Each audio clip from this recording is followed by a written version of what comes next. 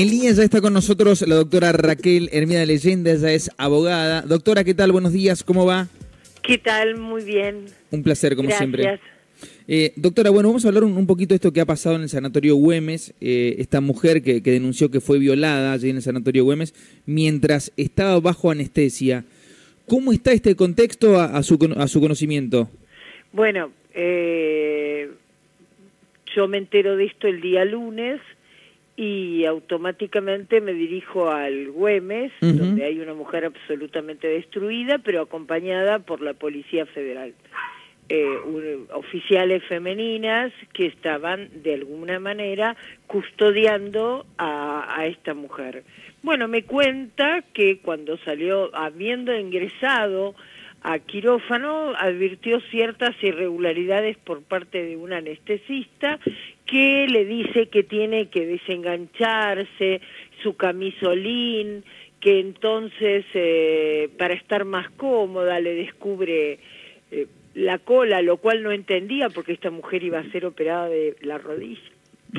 Entonces, como no lo entendía, después pasó toda la cirugía y cuando despierta, sorprendentemente despierta en la cama de la habitación. Nosotros sabemos que hay un lugar intermedio donde nosotros despertamos de las operaciones. Bueno, no, había sido de alguna manera así, dejada anestesiada en la habitación y cuando despierta observa que tiene muchísima sangre ginecológica, un dolor terrible de índole ginecológico y otro dolor importante con manifestaciones desagradables en la zona anal.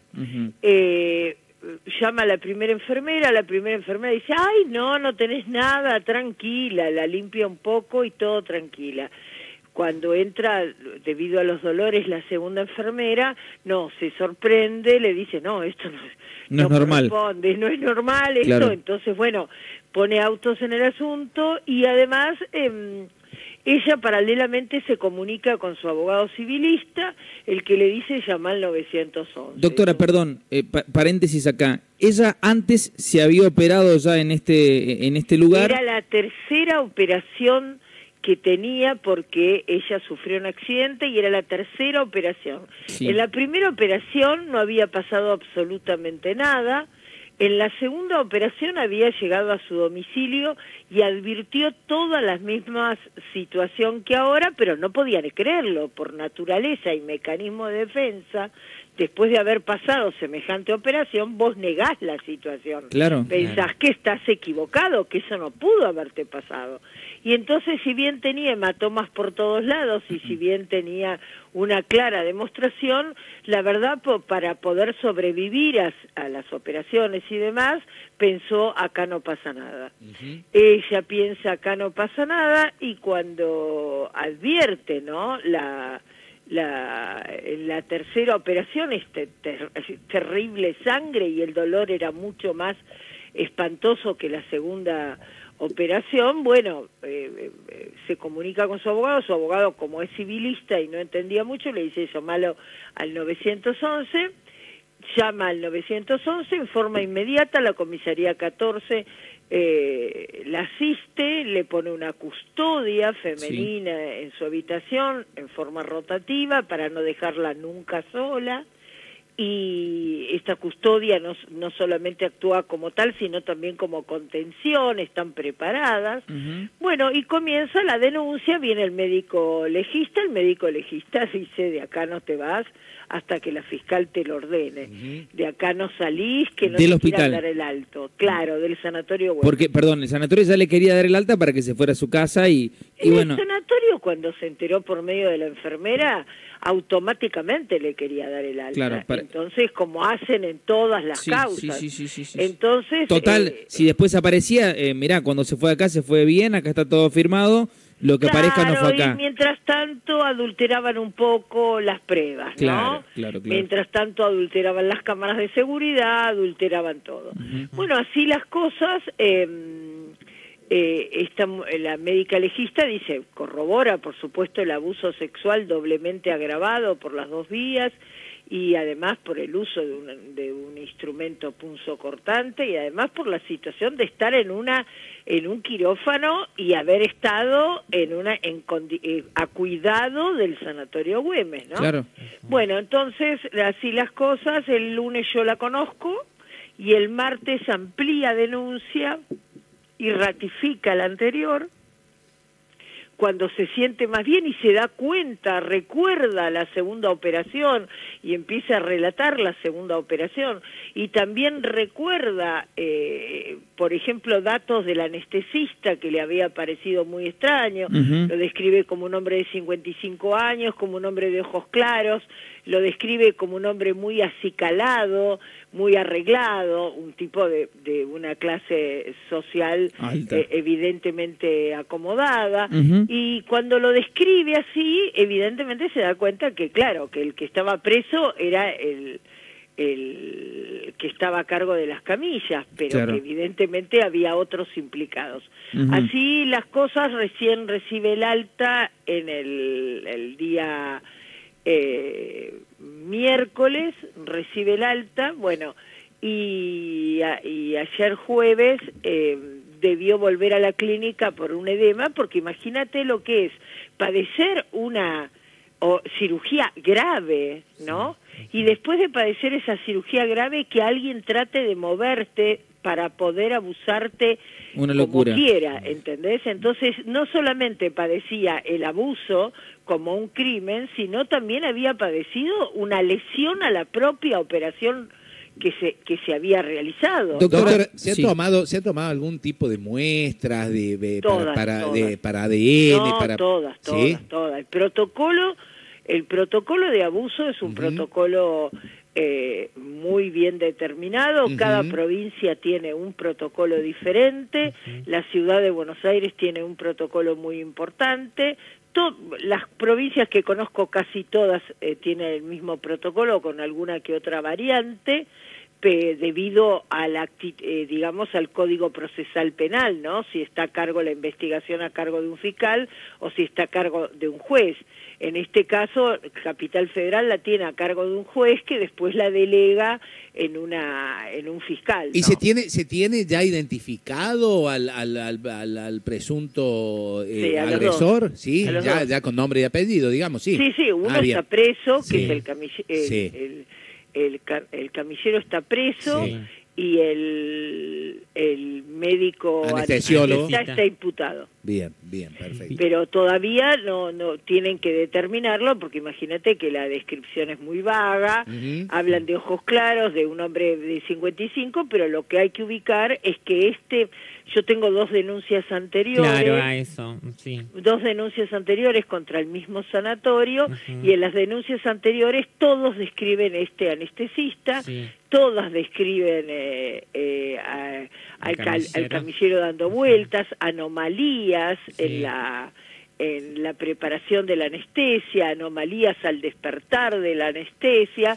y todas, por supuesto, por ejemplo, en el segundo caso, ella se da cuenta en su casa, pero llama al 911 desde su casa y la traslada al 911 hacia el Hospital Ramos Mejía, un hospital absolutamente confiable, quienes certifican el abuso doblemente agravado. Es una situación terrible. Lo que llama la atención es que, o tiene que haber más gente implicada, porque quien ha tenido la oportunidad de estar en un quirófano, sabe de que no hay solamente 2 personas dentro de un quirófano, ¿sí? Procedimiento, cualquier tipo de cirugía, está el cirujano, están los instrumentistas, está el anestesiólogo. Tenemos que pensar que estamos en época de COVID. En época de COVID yo he padecido 3 cirugías y solamente las 3 cirugías de urgencia en época de COVID permiten a 4 personas, que son 2 cirujanos, el cirujano mayor y el cirujano asistente, la instrumentadora y el anestesista. Por ejemplo, no hay camilleros ni nada que ingresen al quirófano. Por supuesto que quedan del lado de afuera y hacen un trabajo adjunto, pero el otro día escuchaba a un periodista que decía, hay mucha gente dentro de un quirófano. No, discúlpame, un quirófano no es un shopping. Para entrar a un quirófano hace falta un protocolo muy especial, y ahora hay un protocolo específico en época de COVID. Lo que pasa es que tampoco un quirófano, porque yo puntualmente, porque he tenido la oportunidad he sido operado y también he estado, mi padre era médico, no es un lugar privado, sino que generalmente se encuentran 3, 4, 5 quirófanos, uno al lado de otro, comunicados por un pasillo. Es decir, allí también hay gente que, y las puertas no están bajo llave, sino que son puertas de estas que abren y cierran. Es decir, habría que tener convivencia, me parece, con más gente. O seguramente, yo no digo que esto no haya pasado, sino que digo que quizás haya que buscar más responsables también. No, seguramente hay un montón de gente que hizo la vista a un lado porque perdía su trabajo. Lo que queda claro es que los cirujanos no tienen nada que ver, y le explico por qué. Porque son distintas las especialidades, ¿no? No es siempre un cirujano traumatológico, no. Es un cirujano traumatológico conjuntamente con un cirujano que se encarga de cálculos biliares, conjuntamente con otro tipo de cirugía ginecológica. O sea, hoy en día recibí ya 8 llamados más relacionados con el Güemes. 8 llamados más. Y también, como este tipo de cosas suceden, también me han llamado de otras instituciones. Bien, Raquel. Sí, quería preguntarte, ¿el anestesista cuántos años tiene? El anestesista ronda, según una, tiene 40 y pico, viste que depende la víctima y la edad de la víctima. Porque el camillero... Las víctimas tienen una visión distinta de la edad, porque yo tengo una víctima de 22, una víctima de 27 y una víctima de 47. Si tengo que creerle las edades, voy a optar por la víctima de 47, que está más cercana a la edad que describe. La víctima de 47 dice que es un hombre de alrededor de unos 55 años y lo describe perfectamente, así como las otras. La única diferencia son un par de años en la estimación, pero una declara haberla visto con la cofia perfectamente, la otra también puesta, y la tercera, que es esta denunciante, declara que vio todo el pelo blanco porque en un momento como que se acomoda la cofia y entonces le permite ver que su pelo era absolutamente blanco y que tenía pelo, ¿entendemos? Sí, Raquel, otra que lo dijiste recién, pero para que la audiencia lo vuelva a comprender, ¿no fue acceso carnal solamente con aparatos, era? Era acceso carnal por las dos vías. Y también hubo, en este último caso, un elemento punzocortante, porque le lastimó y le hizo un corte de alrededor de 1 milímetro, ¿no? Que sangraba muchísimo. Es de esos cortes parecidos cuando uno va a tener familia y que el médico hace un corte transitorio y después lo cose, y bueno, ese tipo de... ¿Qué edad tiene la víctima en este último caso? 47. 47. Doctora... Aparenta, si vos la ves físicamente, aparenta 35, ¿no? Es una mujer muy linda, rubia, muy bonita, muy agradable, pero tiene hijas de 28 años, para que te des una idea. Bien, perfecto. Doctora, con respecto a los otros llamados y a estos antecedentes que habrían y que tengo entendido que se han aportado, se han sumado estos llamados donde dicen, bueno, que también apuntarían a esta persona, primero, si esto se ha confirmado, si los otros llamados apuntan a esta persona o hacia la institución y si se podrían utilizar para las investigaciones. En realidad hay algunos que se pueden utilizar, y no solamente utilizar como testigos, sino que pueden iniciar la causa, claramente, ¿no? Que determinan. Una señora ayer me llamó y me dice, yo me operé el 1 de junio. Entonces, obviamente estamos hablando y la mayoría de los casos transcurrieron durante la pandemia. Debe haber algo del protocolo que se alteró y que les permite de alguna manera tener un poco más de tiempo a estos abusadores para realizar el hecho, ¿no? Lo que sí se ve que el abuso va aumentando, y en el caso de esta víctima lo que se observa criminológicamente es que el abusador la vuelve a ver. La vuelve a ver, la vuelve a identificar, y es como un volver al mismo lugar donde fuiste abusada. Claro. Porque la primera vez lo niega, pero la segunda vez lo ve. En el caso de abuso, cuando el abusador reencuentra a la víctima, se produce una situación muy especial donde en su mente es como un gran logro, donde es una presa que aceptó y que vuelve al mismo lugar, que él cree que como regresa al mismo lugar... Tiene el derecho a hacer esto de nuevo. Sí, no sé si tiene el derecho, claro, pero como que lo pide, ¿no? Claro, como que una cosa terrible, sí, como que lo pide, como que lo está buscando. Tratando de entender, perdón doctora, tratando de entender esta mente sucia y enferma de esta persona, como que él se siente en el poder, en el derecho, porque te lo de alguna manera, ¿no? Obviamente que el derecho no existe, ni mucho menos. No, el poder en el caso del abusador existe siempre, pero cuando se trata de la misma víctima hay un goce, o llamémosle... una sensación, porque no es el goce normal, es el goce de un enfermo.